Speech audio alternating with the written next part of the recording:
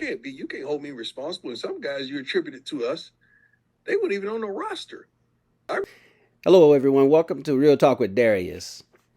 And today we're going to be talking about Coach Prime and some of the criticisms as well as some of the praises or compliments he gets for his coaching style, what he's done doing in college football.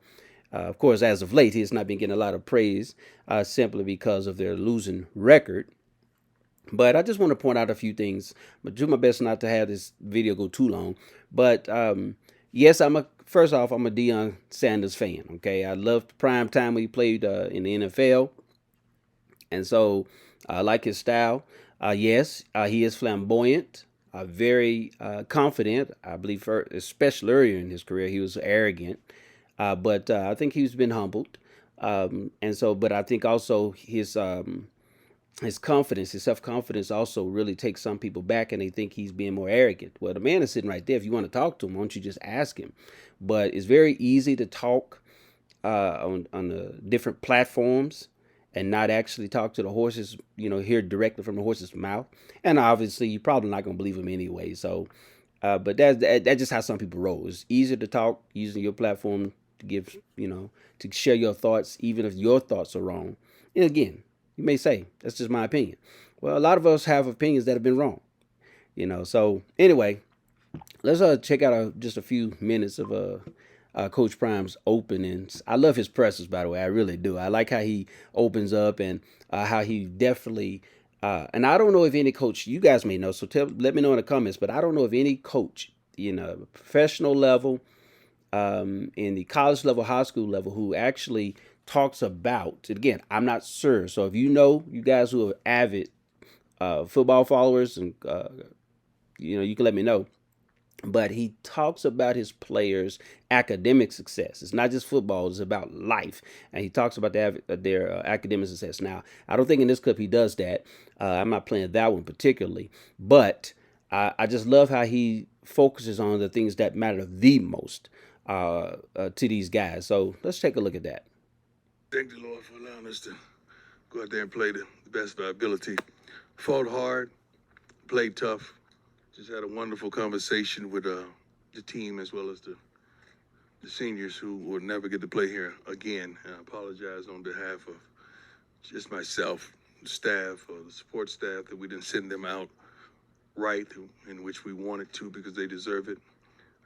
Apologizing to the fan base. They've been supporting the heck out of us, and they've been showing up and showing out another sellout crowd that ended in disappointment.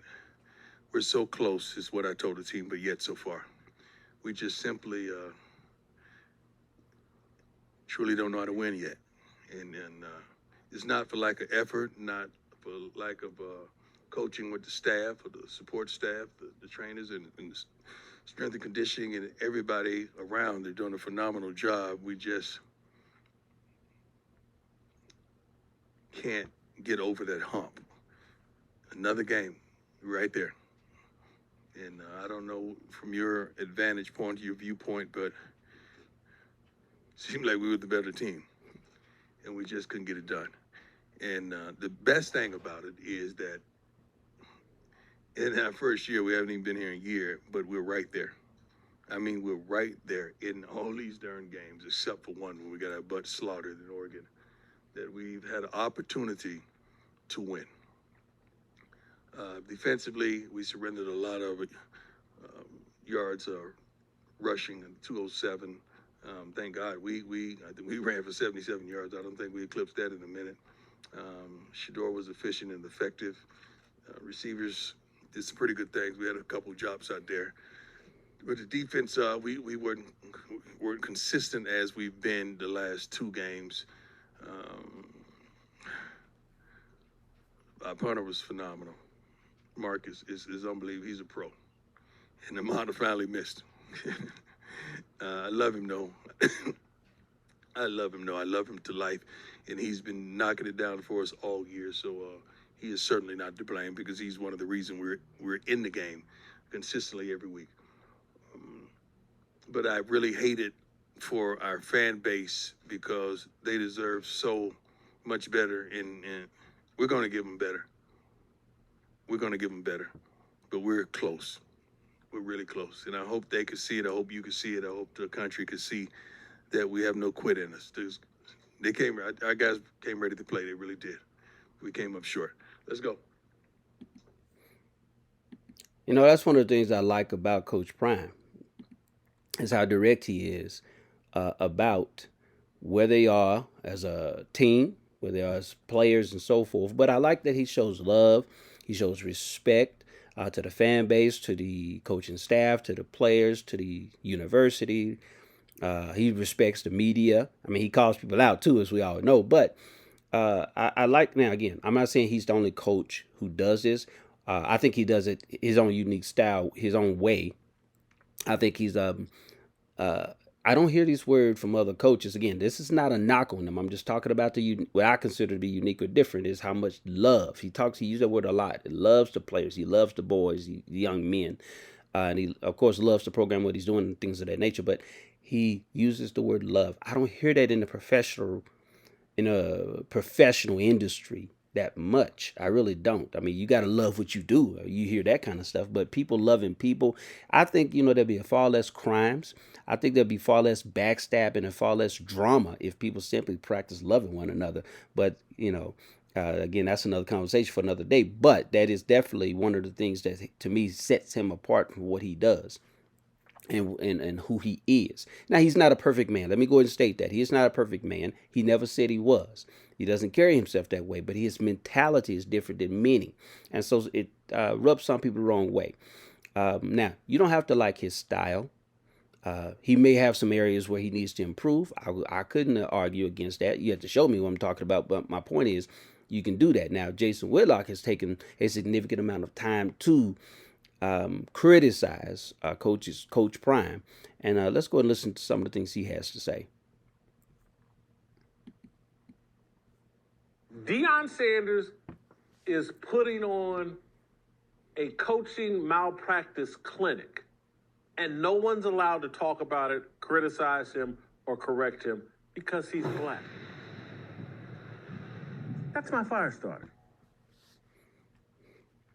And I love that fire starter. And I know that the Deion worshipers and groupies out there in the audience, Ticket TV, let me hand you a tissue because I know you're in the chat just crying right now. Oh, I can't believe Jason's criticizing Deion Sanders. He's 4-4. Don't you know they only won one game last year? It's a miracle. They won 4 games. I've told y'all time and time again, Deion's not coaching last year's team. He ran those guys all off the team. They ran a stat on Saturday. There's one guy from last year's team who's playing. Deion ran them all out. He brought in 86 new players, including 50 some odd players through the transfer portal. All this, oh God, it's a miracle. Look at he's coaching a team that only won one game. He's not coaching that team. It's a completely different roster. And this different roster should be 2-6. This different roster has really only outplayed one opponent. That's every other game they've virtually been outplayed in.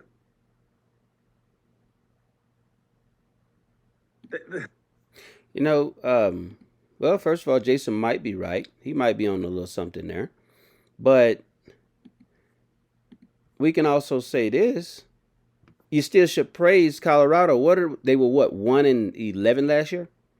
Should you not praise that they are 3 games better? 4 times better than they were last year? We should give them a hand clap, man. Come on, don't. I say this, with some of my family and friends. I say, listen, I don't want people giving me my flowers when I'm dead and gone and I can't enjoy them. Give them to me now. In this world, people are more apt to criticize and complain than they are to praise, compliment, and be grateful. And see, the roles are reversed. We should do far less. Again, I'm not saying you shouldn't talk about certain things or bring certain issues up or certain areas that need improvement. I'm not saying you shouldn't bring that up. And again, Deion's coaching program may need some improvements. He pretty much has said as much over the past several weeks from the pressers I've watched. But I think, Jason's probably, dancing. Y'all can correct me if I'm wrong, but he's dancing on Deion's failures, or appears to be failures, because uh, they're on a losing streak, and Jason was one of the ones out the gate saying that he did basically, and these are my words, basically doesn't believe in what Deion is doing. And I do disagree largely with Jason. I like to agree on certain things, but I disagree from the standpoint that he's not even bringing up, and maybe he did in other videos, but he's not even bringing up the success that the team has had. Yes, you say he talked about the roster from last year. Well, I'm about to show a clip from the Dan Patrick show when Dan interviewed Deion Sanders about that, so you can hear Deion's side of the story. This is why when you talk with people, it's best, and they're talking about somebody else, do the best you can to get both sides of the story, because when you get one side, then you mentally you side with what you've heard, especially if it's someone that has credibility with you. And so we have to be careful, and this is something we need to do on our only date in our daily lives, is to make sure that, well, you can discern with your heart, not just with your ears, not with your feelings, but with your heart, what these people are saying, because people can act literally either be lying or just giving you their opinion or their take on a situation, and they may not have, because they don't have all the information, don't they don't adequately portray that situation or that person in the right light. But what Jason is saying here, um, and in my view, patronizing Deion's fans. Now, I'm not a groupie. I mean, nobody's groupie, except if you want to call me that, I'm a Jesus groupie, okay? But other than that, I don't have a problem calling a person out. I don't, not that I like it, but I don't have a problem criticizing somebody that I like, just like I will praise them. So, but I can call red, red, and white, white, brown, brown, black, black, white, white, whatever the case may be. So, but at the same time, why in the world? Let me ask you this question right quick before we go to the next clip. Would you rather these young men be out there on the street, hustling, gang banging, running women, getting in some type of trouble? Or would you rather them have someone who can help lead them? And you need to ask these young men themselves what they think. It's one thing to stand on the outside looking in and saying, and basically talking as if you know exactly what's going on, and introducing thoughts that can be way over in left field and ideas. Why don't you talk to the young men themselves and get their take on Coach Prime's system and what he's doing? Um, Nobody, I mean, I'm gonna say this right quick too. Jason and Deion, Coach Prime, they are both Christians. So, Jason, you should know this much: is that the Bible says that God takes the foolish things of the world to confound the wise, or to confuse the wise. So, just because something looks different and may work different doesn't necessarily mean it's wrong, and because it is different.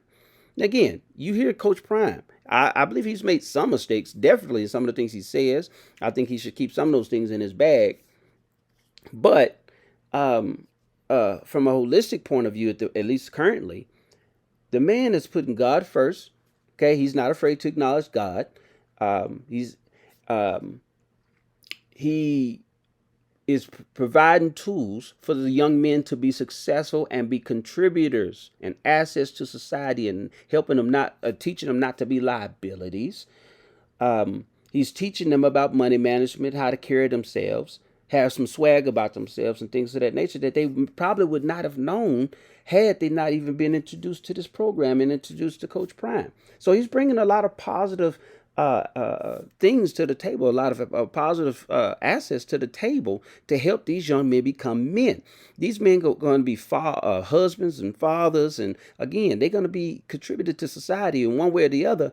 Would you rather them be out there gang banging and on the streets and doing some things they should be doing, or failing academically because of their upbringing or the situations they're in?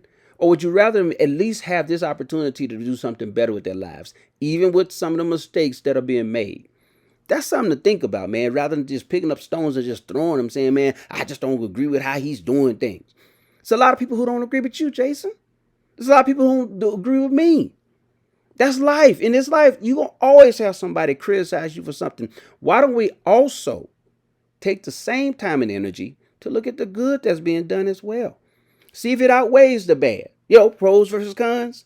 Let's look at both sides of the issue. So let's go to the next clip here, where Deion addresses what Jason says about the portal, that he shipped out a lot of guys. While we're being honest, I critiqued you when you came in and you got rid of those kids at Colorado. But the video, and I don't mind that you do it because it's a business, but the video went viral and I felt bad for those kids. So just wanted to. I don't know why. Well, let me tell you this, because this is something you may not know. Maybe 20 kids we may have sat down with and said, you know, we may head in a different direction. Now, I don't know if this is going to work out. Everybody else quit, Dan. They quit. Like, you can't hold me responsible. And some guys you attributed to us, they weren't even on the roster. I remember one kid made a big deal out of he couldn't get his film. We wasn't here. For the walk-on tape that you wanted, we weren't even here. We weren't even a part of the program. Like, why would they quit your program? Because when you see, if I go out there and I see Jordan and the Dream Team practicing, and I'm sitting up there saying, I don't know if this is going to work out for me. I don't know if I can play. I don't know if I can play for, God bless the late, great Bob Knight. He's a little too animated and forthcoming. I don't know if I could do that. And they want to play football. So now kids don't tough it out. They shut it down. That's why we created the portal, isn't it? So they could get another option to go and do what they really want to do and play like they desire to play. So that happened. We had kids, when we had the during spring game, everybody but 3 defensive linemen quit that week of. Like it was going to hurt us. And we're like, so, I mean, that's truly what happened. So we got accredited for a lot of kids that we shouldn't have got accredited for. Wow. It's different thing. It's a different thing when you get the other person who was actually there's take on a certain matter. I mean, think about this. How many times in your life has someone ran off and created a rumor or started a rumor about you or somebody you know and love and care about, only to find out that they didn't have the whole story, or they didn't tell the whole story, or they simply just lied?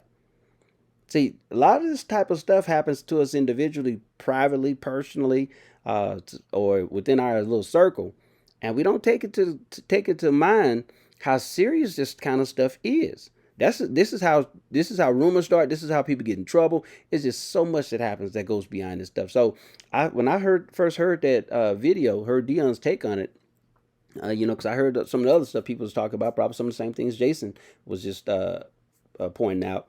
I said, man, I didn't know that side of the story. Now, I didn't look into it either. When I first heard it, Deion came in, shipped out 86, et cetera, and went through his roster and had told people. I seen the video where he had told the kids that, some of you guys ain't going to be here, many of you ain't going to be here, go ahead and get into the portal and all that kind of stuff. But I didn't hear this side of it. And this is the problem. This is why rumors travel so fast and the truth takes its sweet old time. It's because the truth is all about the details. Rumors and lies, they can run. They run real fast. They like the road runner. They get out there, and before you know it, they end up in a car wreck most of the time.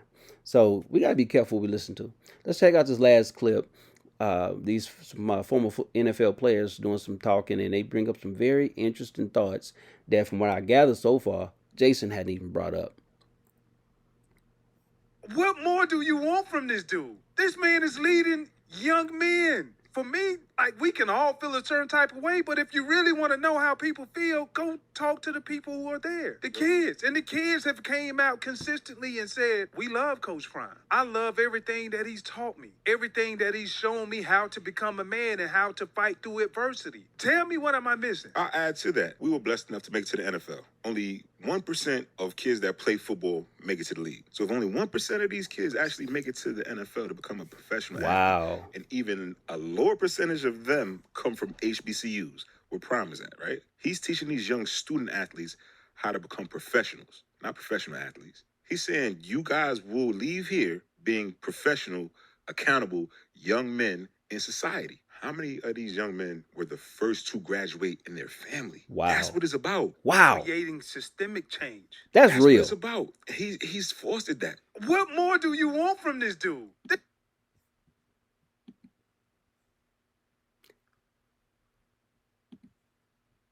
That's what I'm talking about. Why don't we hear about this? How come this is not all over the headlines? I don't know if it came out at the time, but I know I didn't hear about this the first time. And I follow sports to a certain degree.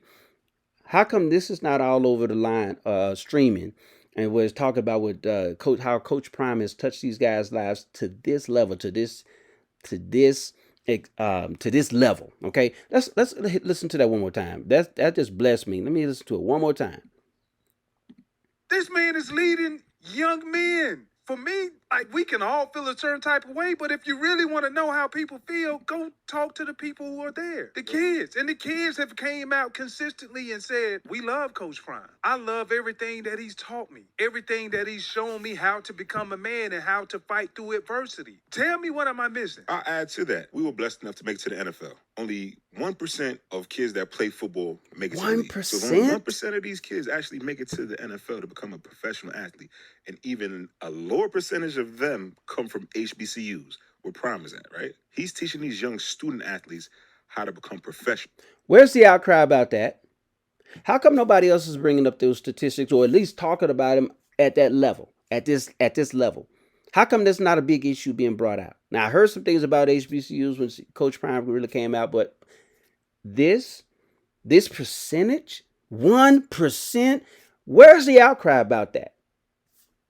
Professionals, not professional athletes. He's saying you guys will leave here being professional, accountable young men in society. How many of these young men were the first to graduate in their family? That's awesome. That's what it's about. Creating systemic change. That's what it's about. That's the kind of systemic change we need to be looking for. But once again, where are all the voices? Where are all the talking heads? Where are the headlines addressing these issues? He's fostered that. What more do you want from this dude? See, man, this is what I'm talking about. This is having real conversations. This is what real talk's all about. You know, I want to talk about things. Yes, I want to talk about things to make people happy and motivate you and inspire you. This here is inspiring and motivating me, and hopefully you, because I want to just look at things from a different perspective. I want to look at maybe a deeper level to see what are we missing in society. We want things to improve. Can we, can we be a part of the change that we want to see happen? This man, Deion Sanders, is making a difference on a positive level in a lot of these young men's lives that are going to become even better persons, better sons, better siblings, better potential spouses, better fathers, and things of that nature. These guys, if they apply themselves, are going to be better for going through this experience with Coach Prime. And instead of pointing those things out, there's a lot of criticism because, well, he's a coach and that's what we're focusing on. Well, Coach Prime does not seem to be just focusing on coaching these men in football or in a game, which is important at this time. He's coaching them on life. He's being a positive influence in their lives. And that's something we need to really think about. Thank you for joining me. I'll see you next time.